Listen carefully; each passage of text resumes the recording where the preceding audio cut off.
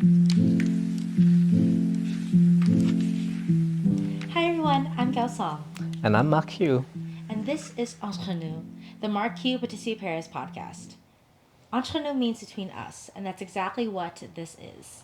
Private conversation between us as partner in business and life.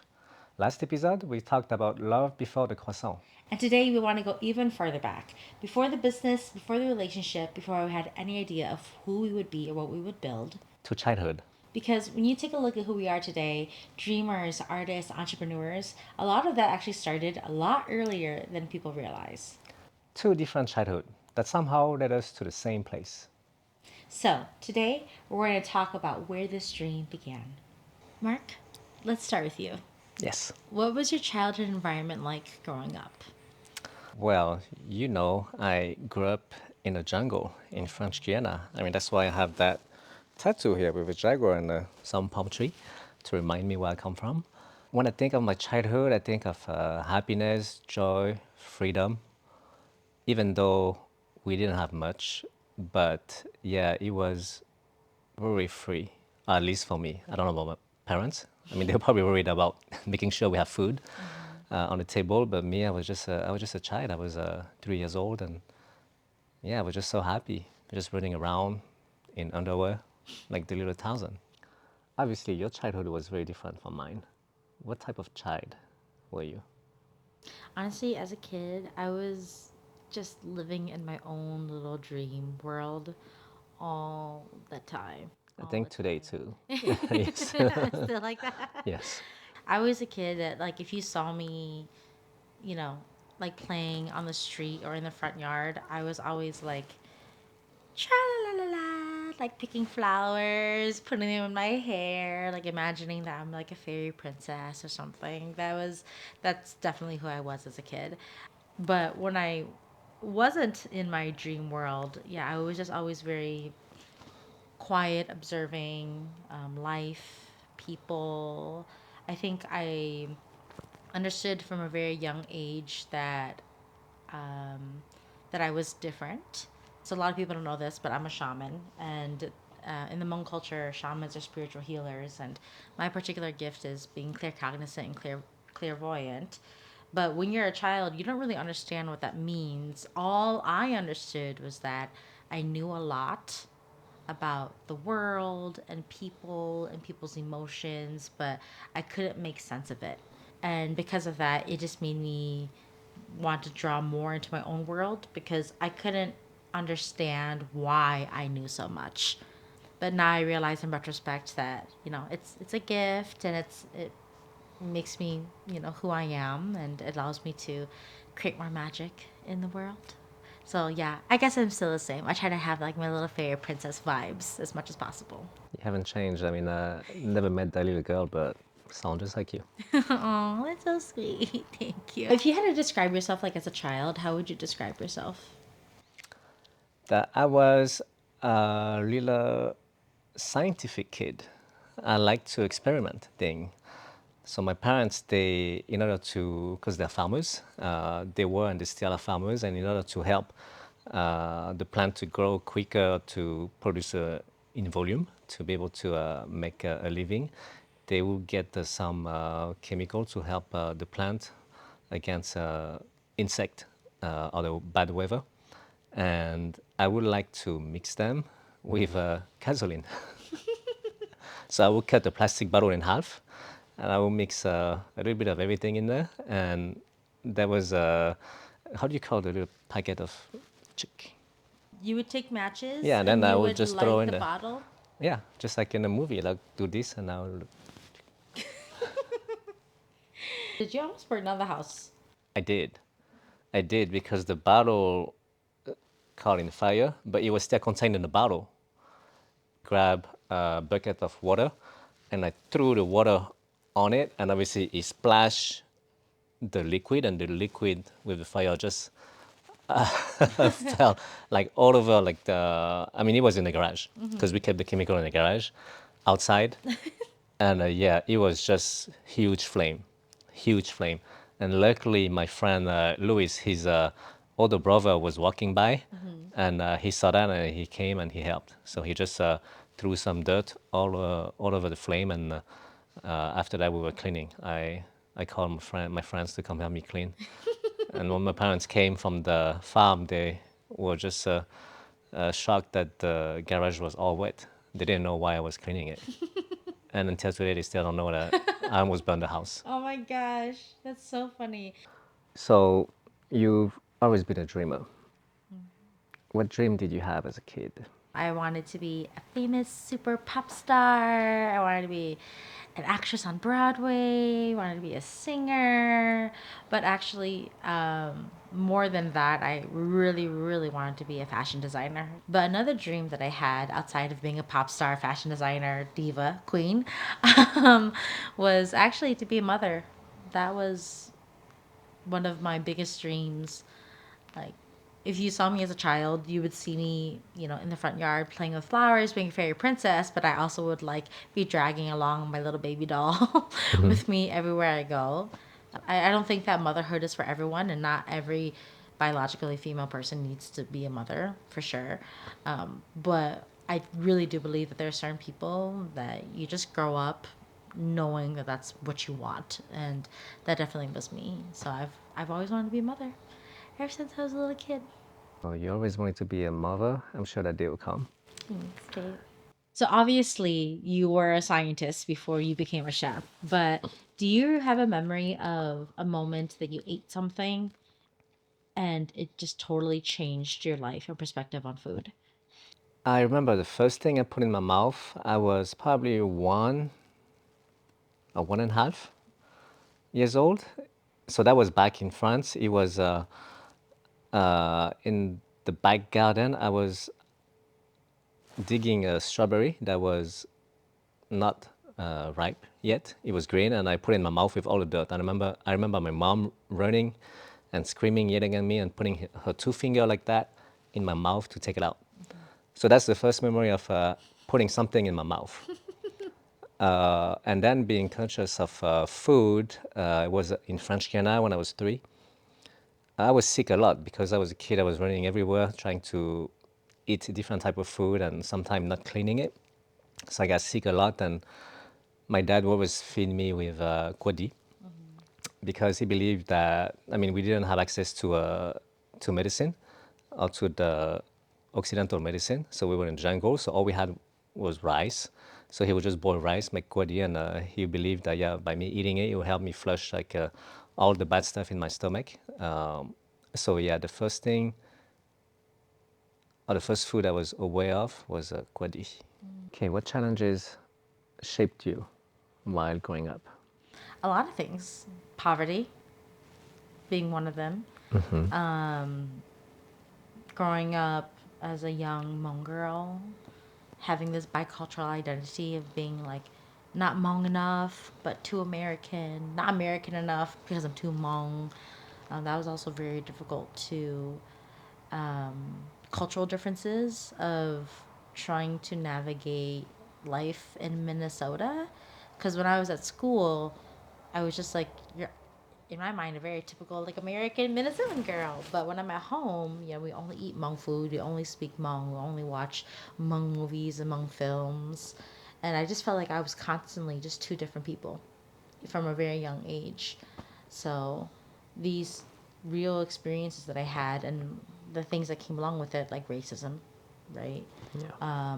made it really difficult for me to form my sense of self and to feel really stable in that. But despite my instability of my own personal identity, I always felt in my heart that I knew who I was. I knew what I wanted to do. It's just I had no evidence or proof that that was even possible. Yeah, that's why I was living in my own little world. Because in my world, I knew who I was. And that was the world that I was creating every day in my mind. But when I was going out and about to school or to the grocery store as a kid, I wasn't those things.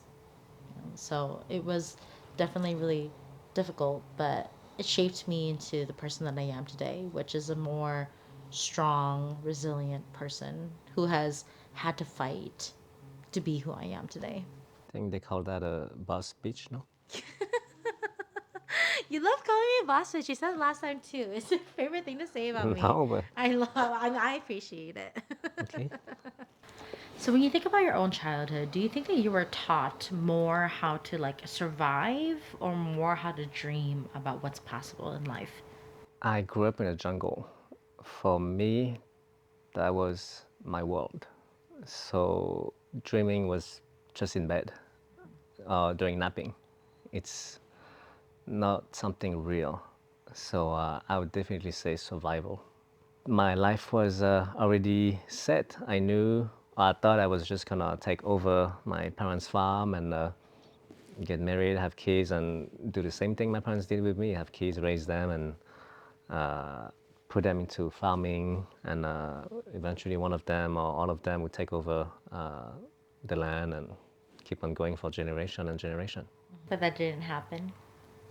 That did not happen. Is it because you felt like you made a different choice about how you were going to survive or about what you were going to do? It it was since I moved to France for boarding school, and I thought all my childhood was a lie, that the world is way bigger, and that I can do more than just work on a farm.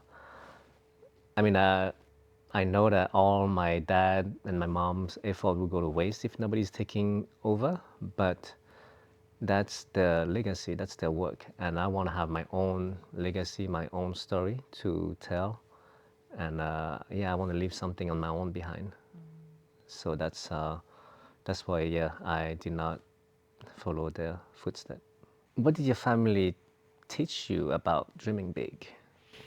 Dreaming big in my family is something that we definitely always do. Like, my parents are both leaders in the community. They believe that it's so important to help people and to give back whatever you can.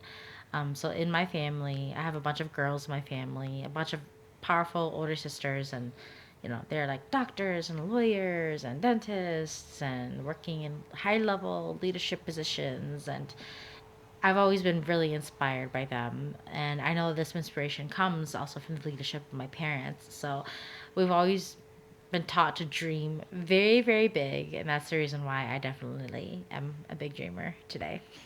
So I want to ask you something more reflective and personal. Looking back at your childhood, do you feel like you had all your needs met? And what was that need that you needed the most? What I needed the most was to have someone to play with me, because with my older siblings, so I'm the last one, a family of six, and they all went to a different city for middle school. So I was the only one left at home in elementary school.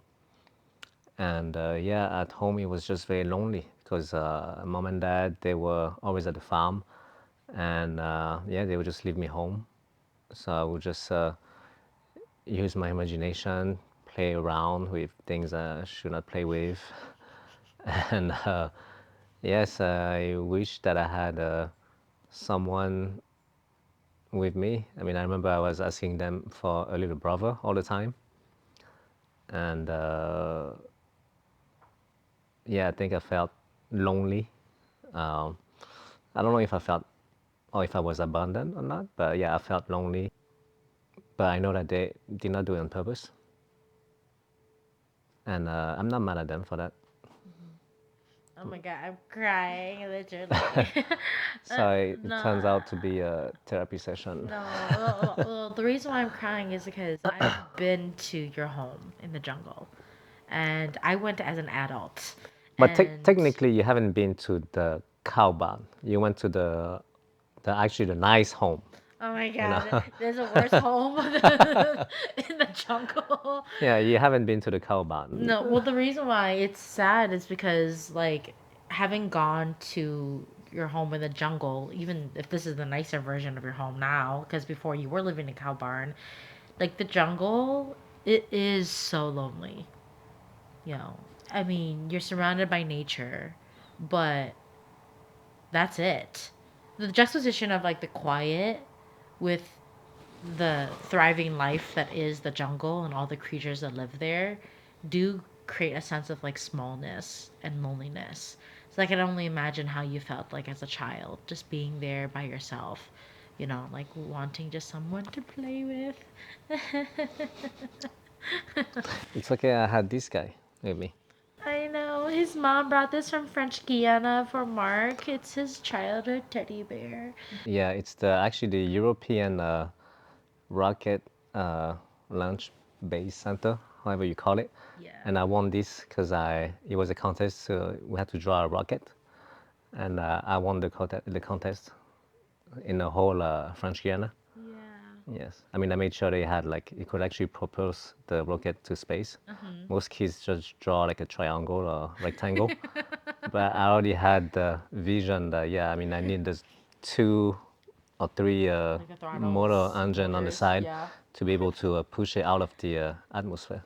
And same to you. What was your biggest need, and if it was met? My biggest need growing up was to be seen because I was a really shy kid. I was so shy that teachers at school thought that I couldn't speak English. So they put me into like special learning classes so that I could learn English. And when I got there, I was very confused because I was like, I speak English fine. I'm just shy and I just don't have that much to say. But I loved the classes because all we did was like make art and sing and play. But that's why my biggest need was to be seen because I felt just invisible. Like I was telling you earlier, like I felt very alive and sure in my inner world, but in the outer world, I was just like, I don't know, I'm just kind of here, and I don't know if anybody knows that I'm here, which is the reason why when I started to get into art and theater and singing, I think people were really surprised because they were like, she's so quiet, but she wants to go on stage and perform all these shows and sing all these songs. And I think that a lot of my family didn't really know what to make of it. Like me being on stage is like the truest version of who I am. Yeah. So Yeah, I can tell you're so happy on stage. yeah, You're like a fish in the water. yeah. Just like you when you're cooking, and I'm like, damn, he's so good at that. You make it look so easy, but you're just so talented, and because you're so passionate about it. So, if you could sit down with your younger self, what would you tell her? She's very smart and brilliant and magical, and that she's gonna change the world by just being exactly who she is. If you had to talk to your younger self, what would you tell him? I would tell little Marc that the world is his playground. You can do whatever you want, wherever you want, and be whoever you want to be, as long as you respect each other, people, and you do things with integrity. And just with that, you will be just fine. That's so powerful, babe. I'm so proud of us. Looking back, it's incredible that so much of who we are today started when we were just kids. These dreams didn't just start with a business, they began so much earlier. With curiosity, with imagination, with believing that something bigger was possible. And somehow, these childhood dreams has led us here. Next episode, we'll talk about what happened when those dreams meet reality. This is Entre Nous, the Marc Heu Patisserie Paris podcast. Thanks for being here.